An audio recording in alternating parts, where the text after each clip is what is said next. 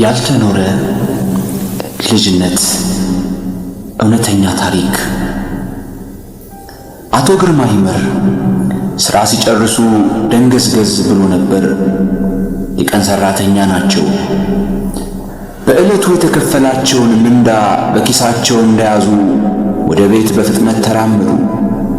ለልጆቻቸው አንድ ነገር ይዘው ሊገቡ ወሰኑና ወደ አንድ የአትክልትና ፍራፍሬ መሸጫ ሱቅ ጎራ አሉ። ገንዘብ ካላቸው ለልጆቻቸው አንድ የሚበላ ነገር በጉያቸው ሸጉጠው መግባት ልማዳቸው ነው። በዚህ ዓለም የልጆቻቸውን ደስታና ፈንጠዝያ ከማየት በላይ የሚያስደስታቸውና የሚያረካቸው አንዳች ነገር የለም። በወይዘሮ ልኬ ጉደታ ቤት ሲያልፉ ባለፉት 2 ቀናት እንዳልጠየቋቸው አስታወሱና ቆም ብለው ሰሞኑን ጠፍቼባቸዋለሁ፣ እስቲ ዛሬ እንኳን አንድ አፍታ ብቅ ብዬ ልያቸው ሲሉ አስቡና ወይዘሮ ልኬ ቤት ጎራ አሉ። ወይዘሮ ልኬ በዕድሜ ከአቶ ግርማ ብዙም ከማያንሱት ከልጃቸው ከወይዘሮ አበበች ገመቹ ጋር በመኖሪያ ቤታቸው በረንዳ ላይ ቁጭ ብለው እያወሩ ነበር። እንዴት አመሻችሁ አሉ አቶ ግርማ ገና ገርበብ ያለውን የግቢውን የቆርቆሮ በር ገፋ አድርገው ገብተው እናትና ልጅን እንዳሉ። ግርማ አንተ ነህ እንዴ? እንዴት ነህ አሉ ወይዘሮ ልኬ። እንደምን ነህ ግርማ አሉ ወይዘሮ አበበች። አቶ ግርማ ሴቶቹን ጨብጠዋቸው ደህና ነኝ፣ እናንተ እንዴት ናችሁ አሏቸው። ደህና ነህ? ምነው ሰሞኑን ጠፋህ አሉ ወይዘሮ ልኬ። ጠፋሁ አይደል? ሥራ ስሰራ እየመሸብኝ ለልጆቹ ቶሎ ልግባላቸው እያልኩ ስሮጥ ወደ ቤት እሄዳለሁ። ዛሬም ጠፋሁ ብዬ እኮ ነው ባልቀመጥም ሰላም ብያቸው ልለፍ ብዬ ጎራ ያልኩት። እና አሁን ቁጭ አትልም አሉ ወይዘሮ ልኬ። አይ ልሂድ እማማ፣ እንዲሁ አንድ ብርሌ እንኳን ሳትል። ወይዘሮ ልኬ ቤታቸው ጠጅ ቤት ነው። አቶ ግርማ ወይዘሮ ልኬ ቤት ጎራ ካሉ አንዳንዴ 1 ወይም 2 ብርሌ ጠጅ መጠጣት ልምድ አላቸው። አይ መሽቷል፣ ሌላ ቀን ልጆቼ ጅብ እንዳይበላብኝ አሁን ቶሎ ልዘቅ። ጅብ አሉ ወይዘሮ አበበች ተገረሙ። አዎ ከእኛ ሰፈር በላይ ያለው ጫካና ዱር አይደል? አንዳንዴ ገና ጨለም ሲል ነው ጅብ የሚመጣው። ታዲያ ልጆቹን የት ያገኛቸዋል? ጠየቁ ወይዘሮ አበበች። አይ የልጅ ነገር አይታወቅም፣ ለጨዋታ ብለው ውጭ ወጥተውስ ቢሆን እንጂ ታዲያ እናታቸው አትጠብቃቸውም ኖሯል አሉ ወይዘሮ አበበች። እናታቸውማ እራሷ ጠባቂ ያስፈልጋታል። አቶ ግርማ ለመቀለድ አስበው ባይናገሩም እናትና ልጅ ግን ተያይተው ሳቁ። አይ ግርማ አሉ። በሉ እስቲ ደህና አደሩ አሉ አቶ ግርማ ወደ ግቢው በር እየተራመዱ። በል ደህና አደር አሉ ወይዘሮ ልኬ። ወጭ ጉድ! መውለድ እንዲህ እንደው በጊዜ ወደ ጎጆ ያስወጣል ማለት ነው አሉ ወይዘሮ አበበች አፋቸውን በመዳፋቸው ከልለው እየተገረሙ።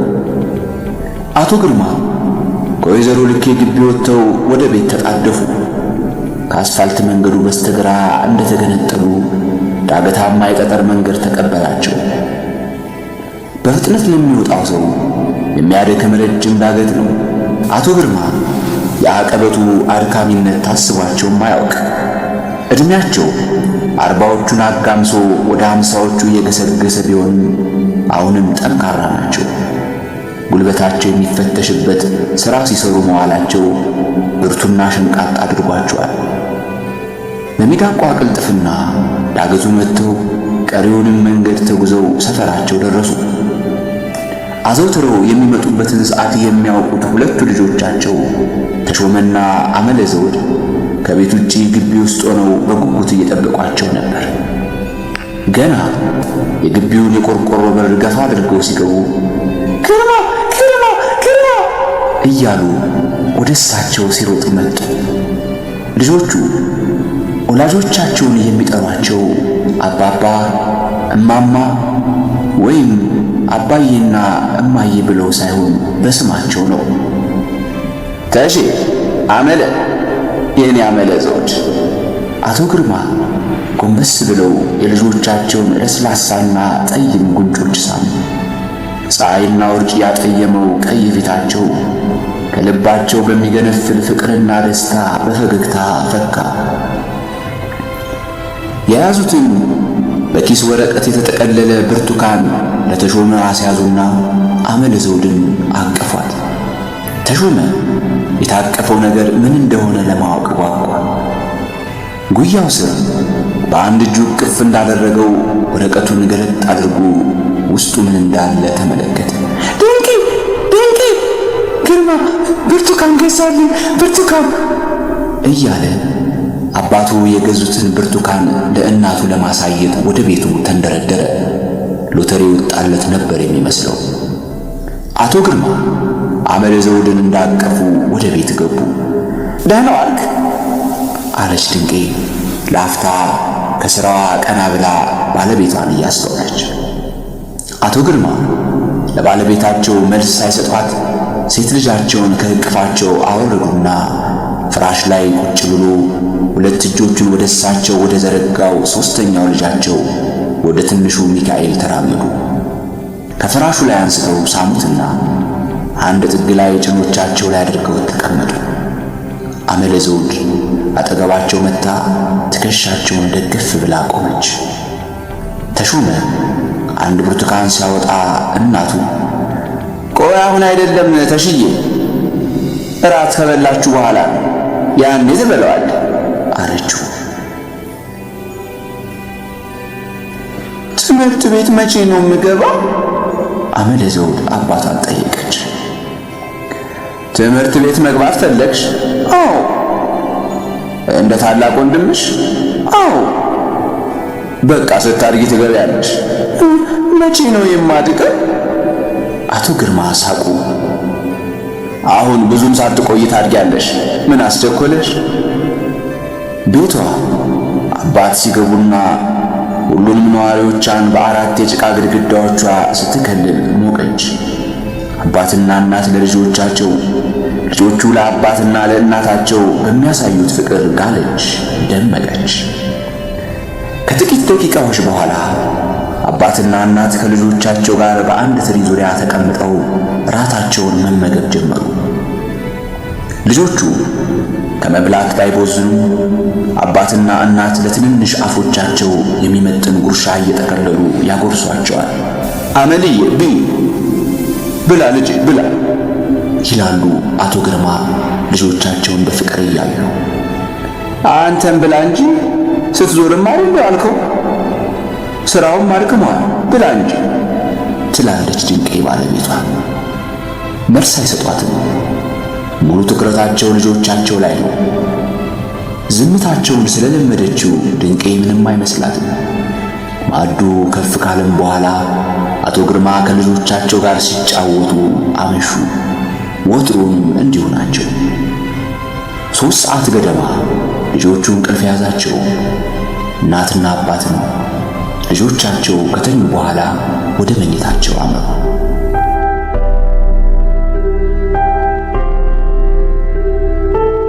እንዴት ነው ይሄ ቀዩ ልጅ ግርማ የሚባለው ብለው ጠየቁ አቶ ገብረ ጻድቅ። ጎበዝ ጎበዝ፣ እንዴት ያለ ጎበዝ ነው አለ ተክሉ። ለግርማ ያለው አድናቆት በድምፁ በፊቱም በጉልህ እየተንጸባረቀ። እኔን ሲመለከትና እኔን ሲያይ ብቻ የሚታተር እንዳይሆነ ብዬ ነው። ኧረ ሰው አለ የለም ብሎ ነገር እሱ ያለ የሰጠሁትን ሥራ ቶሎ ጨርሶ ሌላ ሥራ ካለ ሲጠይቀኝ አይጣል ነው። እንደው አስተውለው ከሆነ እኮ ቅልጥፍናው፣ ታዛዥነቱ፣ ደግሞ ትህትናውስ ቢሆን እንዴት አይነት ጥሩ ልጅ መሰለው አሉ አቶ ተክሉ ለአለቃቸው ለአቶ ገብረ ጻድቅ።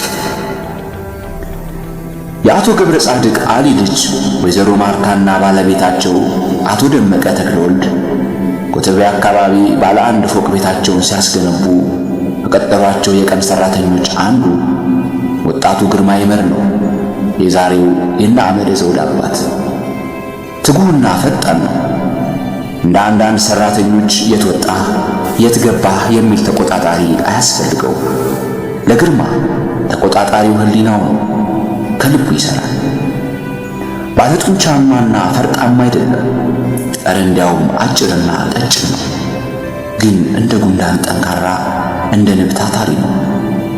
ጉልበቱን ሳይሰስት ዶማ ያነሳል፣ ይቆፍራል፣ ጉድጓድ ይጠልቃል፣ ያሰፋል፣ አካፋ ይጨብጣል፣ አፈር ይዝቃል፣ ይወረጉራል። ሮጥ ብሎ ውሃ ለማምጣት ደፋ ቀና ብሎ ሲሚንቶ ለማብኳት በባሪላ ድንጋይና ሌላ ከባድ ነገር ለመሸከምም አይሰንፍም። ታታሪ ብቻ ሳይሆን ታዛዥም ነው። ትዕዛዝ አቀላጥፎ ለመፈጸም የተፈጠረ እስኪመስል ለተክሉና ለሌሎች አብረውት እየሰሩ ለሚያሰሩት አንጀት አርስ ነው። የሁለት ፎቅ ርዝመት ያለው የሚመስለው ባለ አንድ ፎቁ ውብ ሕንፃ ግንባታው ሲጠናቀቅ የግንባታ ሥራውን በቅርበት ይከታተሉ የነበሩት አቶ ገብረ ጻድቅ ብቻ ሳይሆኑ ልጃቸው ወይዘሮ ማርታና ባለቤታቸው አቶ ደመቀም የግርማን ትጋትና ትሕትና አስተውለው ነበር። አቶ ገብረ ጻድቅ ሌሎች የቀን ሠራተኞችን ሲያሰናብቱ ግርማን ጠርተው ከእኛ ጋር ለመኖር ፈቃደኛ ከሆንክ በደሞዝ እንቅጠርህ አሉት። ግርማ ደስታ በልቡ ሞልቶ ገነፈለ። ጉልበቱን ለመሳሙ ጋት እስኪቀረው እጅ ነስቶ ተሽቀዳድሞ እሺ እሺ አለ። ወጣቱ በአቶ ገብረ ጻድቅ ቤት ኑሮ ጀመረ።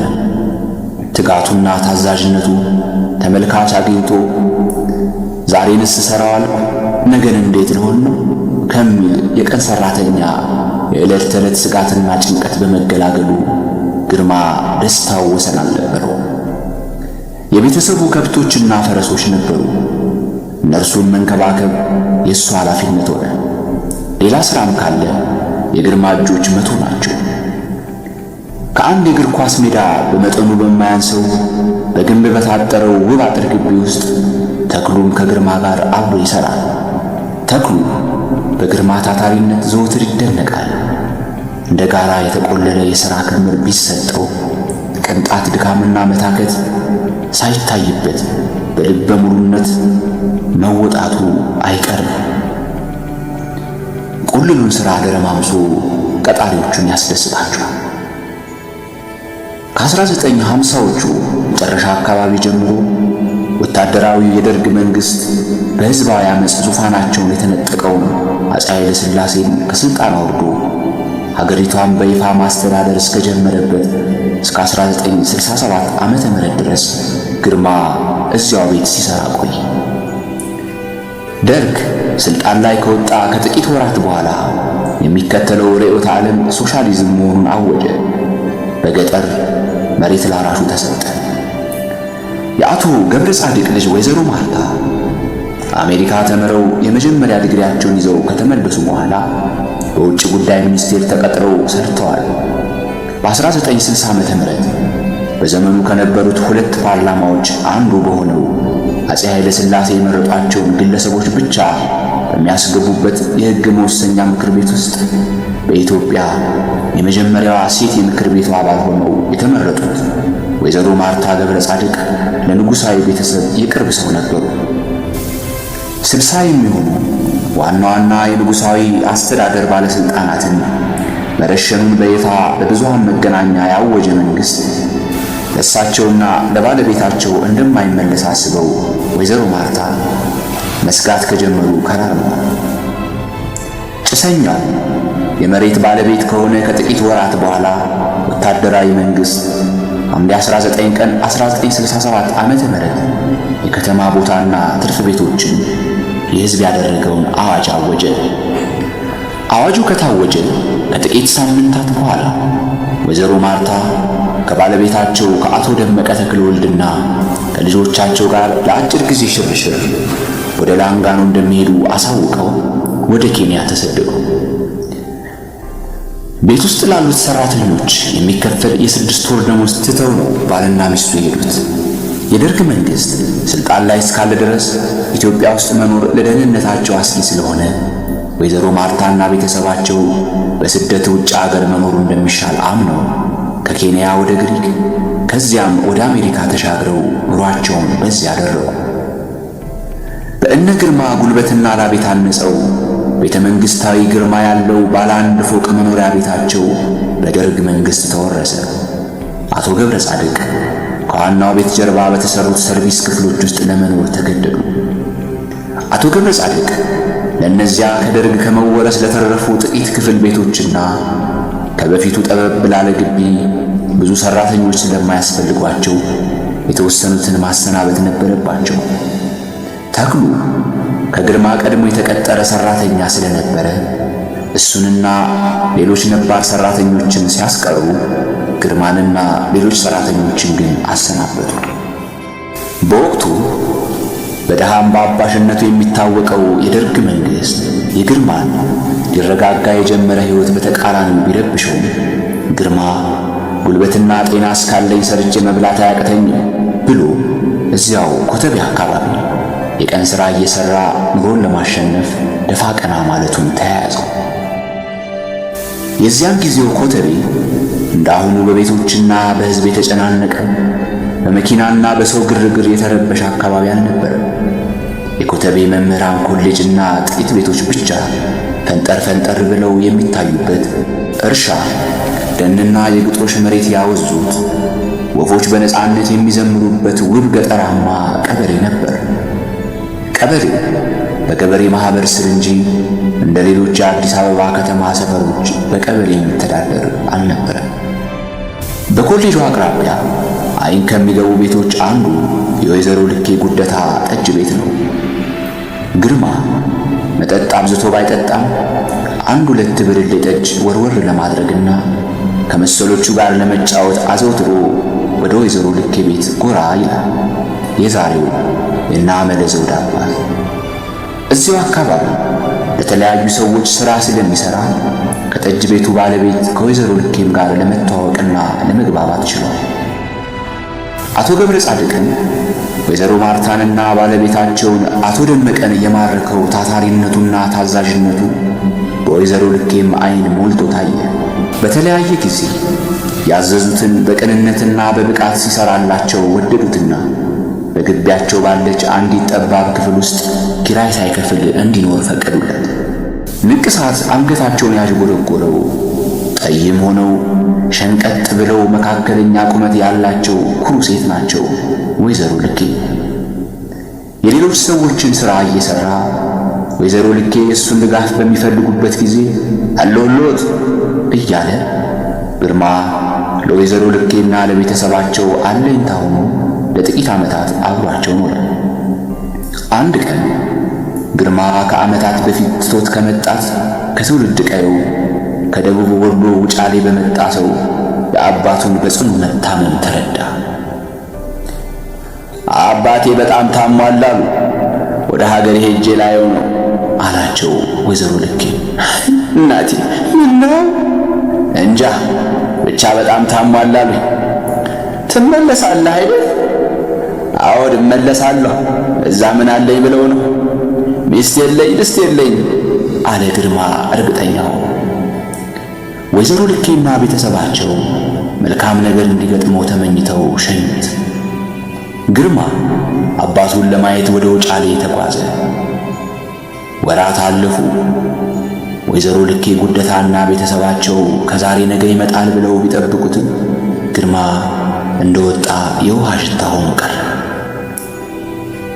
ወይዘሮ ልኬ ግርማ አገሩ ደርሶ ተመልሶ ሊመጣ ነበር የሄደው። ምን ነው ቀረ? እንደ ወታደር ሆኖ ይሆን እንዴ? ይላሉ ከመላምት ያለፈ እርግጠኛ መልስ የሚሰጣቸው ሰው ባያገኙ። ስልጣን ላይ ያለው መንግስት በየአቅጣጫው በጦርነት የተወረረበት፣ ወታደር በውዴታ ብቻ ሳይሆን በግዴታ የሚመለመልበት የአፈሳ ዘመን ስለነበር ትጉሁንና አመለሸጋውን የባዳ ዘመድ በማጣታቸው ወይዘሮ ልኬ ቅር ተሰኝተዋል።